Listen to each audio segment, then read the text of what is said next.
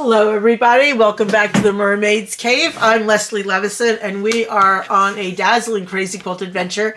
Today is part 3 of how to finish your quilt. So I'm going to show you how to make bias binding, attach it, sew it on, how to make a casing so that you can hang your piece up with a dowel if you want, and also the importance of putting a label on the back of your piece. Even if it's just a pillow, you should have a label on it. Okay, so I have a piece of fabric here that's a square, and that's what you want to start out with for bias binding. If you're making a large quilt, then you would just take your yardage, which is going to probably be 44 inches wide. You would fold the one corner over to make a triangle so that it's 44 by 44, cut it, and there's your square. Okay, we're going to use a much smaller piece to demo with. So I'm going to fold my square in half, and then I'm going to fold it in half again. So now, here's my folded side. I'm going to be making my bias binding 4 inches wide. So because I'm on a fold here, my first cut is going to be a 2-inch cut.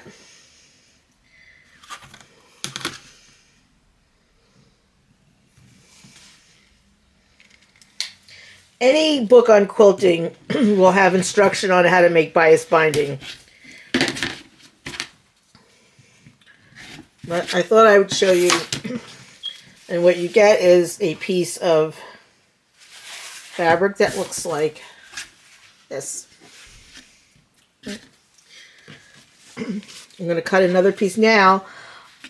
I'm going to cut a 4-inch width. I'll line that up there and cut my next piece.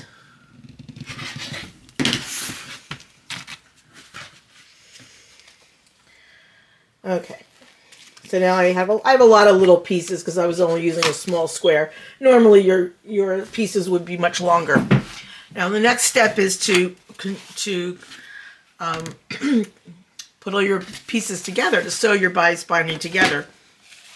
What you're going to do is take your 2 pieces right sides up, okay, and you want to have a 45-degree angle here. If you've got pieces that are, excuse me, that are shaped like this, then you're going to have to cut with using your ruler that's marked with a 45-degree angle, cut it so it's even with your other pieces.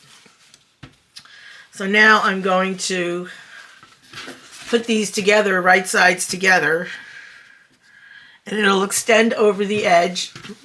Get this back in the camera focus.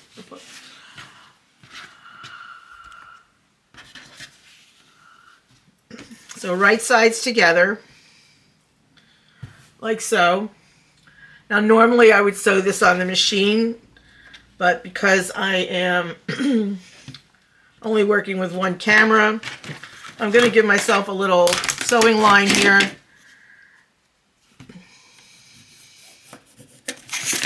Okay.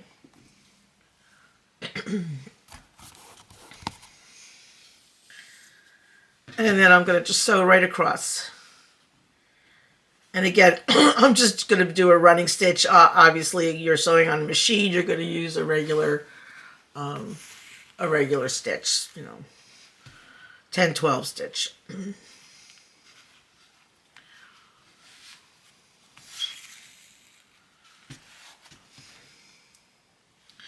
So I went to see the Led Zeppelin movie, Becoming Led Zeppelin.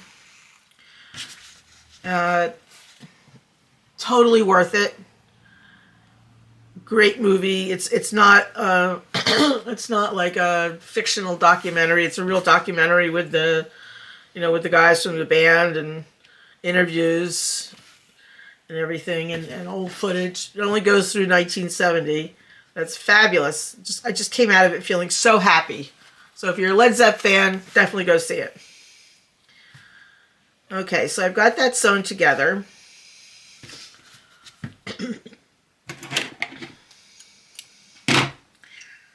And then, whoops, take my pins out.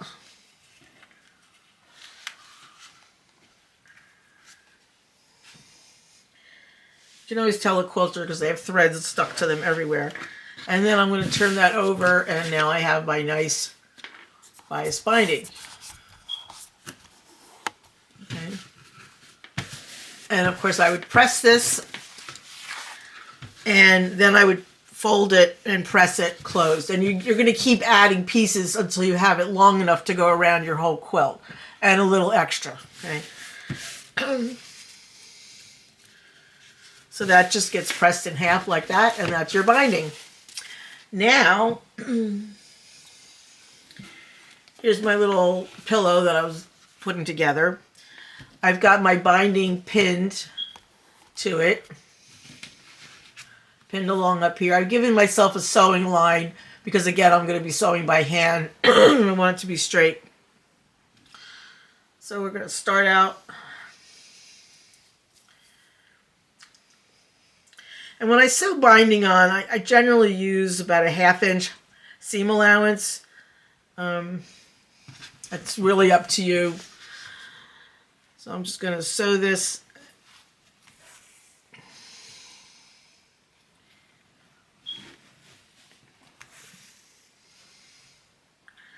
Now obviously this binding does not really go with this little patch piece.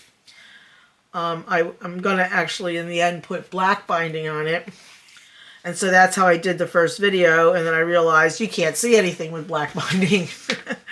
So check that one. This is my take 2.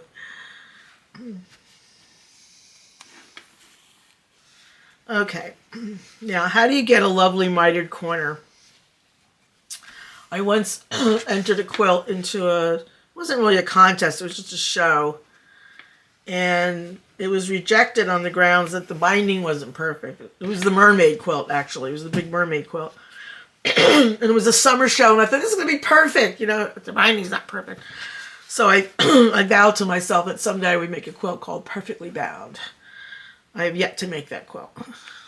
Probably will never make it. Okay, so now when we get to the edge of that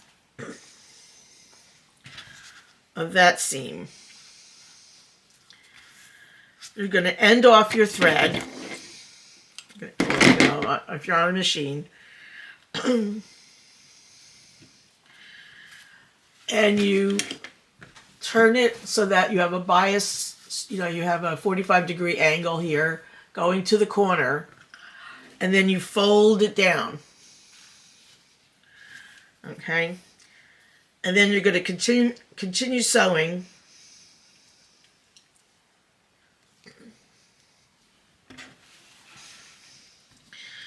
You want to feel right where that seam, where you feel the seam underneath from the previous piece. And I put a little dot there, just to, help me go do it. And I'm going to continue sewing along that seam.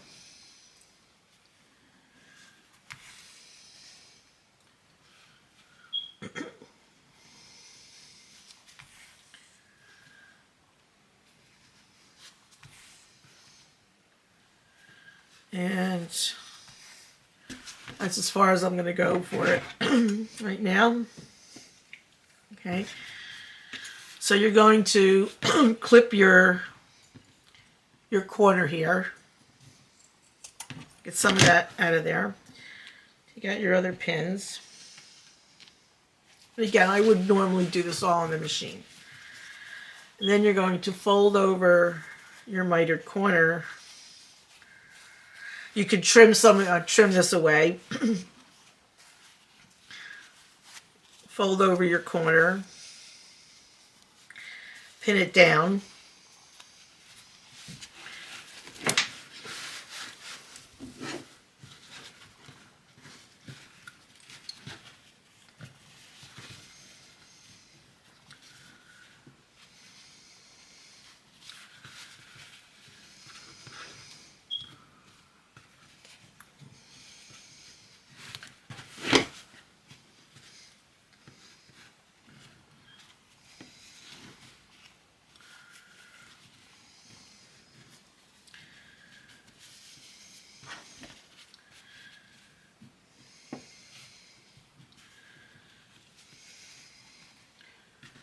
And then you're going to either just whip stitch it or do a herringbone stitch. And there's your nicely mitered corner. Okay, now, again, I didn't trim down my seam, so this would sit much nicer if I had done that. But that takes time, and I don't want to take up your time trimming a seam. So that's a mitered corner, and you would do that all the way around your quilt. When you get to the point where you get back to your beginning, you're going to just sort of match up your two strips of binding, sew a little seam in that, trim off any excess, and then sew that down, sew it down to your quilt, flip it over, and just continue like this. So there we have that. Now, the next thing is, if you want to hang your quilt, you can make a strip of fabric, like a tube. So just sew two, a big, like a 4 or 5 inch strip of fabric, fold it over, sew it, make a tube, turn it back out, right side out. You sew the edges together if you want, and then just get sewn down on the quilt, and you can put a dowel through here. So I would sew top and bottom, and then you just run your dowel through here to hang it up. Okay. The last thing I want to talk about is having a label on your quilt. This is the grape quilt that I showed a few videos ago. And this one, what I did was I embroidered my name, the date, where I was living, and the name of the quilt. So it says Grape Quilt, 1995, New York City, Leslie Levison. And that's embroidered onto a piece of fabric, which I then incorporated into the backing of the quilt. So that took a little forethought, right? This one was part of an exhibit that the Manhattan Quilters did called Broadway Haiku. And so somebody did the labels on a computer, printed onto fabric. Of course, today, this was from, I don't even remember what year this was. It was like 25, 30 years ago. So today, of course, you can do all kinds of fun things on your computer or with Circuit or anything like that. You could, have a stencil that you use or a rubber stamp that you use with fabric ink, and always have a nice label for your quilt. That's that. And then this is the quilt that I was working on in the videos, just now finished. I do have to still put a label on. And here's my casing for a dowel. It looks very nice hanging on the wall. And I think that's all I needed to talk to you about, how to finish your quilt. And like I said, any quilting book is going to have information on how to make a bias binding and how to make casing and all that. Next time, we're going to start a new project, a new quilt, and we're going to be starting with beaded swag. So if you want to find out what that is, tune in next time. Don't forget to subscribe and like and comment. We'll see you next time from the Mermaid's Cave. Bye-bye for now.